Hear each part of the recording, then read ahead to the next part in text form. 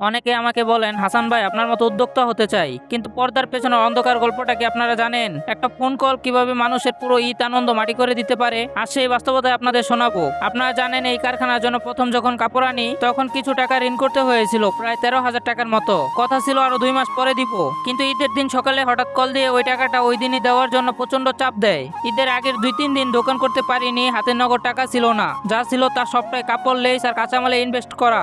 এমন আনন্দের দিনে ওই অনাকাঙ্ক্ষিত টেনশনটা মাথায় আসায় আমার এবারের ঈদটা আসলে বিষাদে পরিণত হয়েছে। সবচেয়ে অবাক করা বিষয় হলো ইতিহাসের পুনরাবৃত্তি। 2024 সালেও ঠিক এমনই একটি পরিস্থিতির শিকার হয়েছিলাম। বিশ্বাস করবেন কিনা জানি না, অন্য এক কারখানার লোক মাত্র 4750 টাকার জন্য আমার পেছনে নেতা খেতা নেশাখোর পোলাপান লেলিয়ে দেয়। সেই 4750 টাকার জন্য আমাকে সেদিন ব্যবসাটা ছাড়তে হয়েছিল।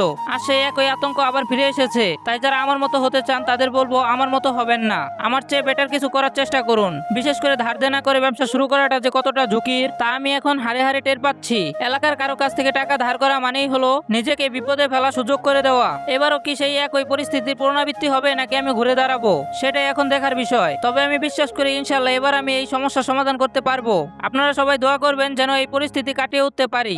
দেখা যাক কি হয়। Mini factory story.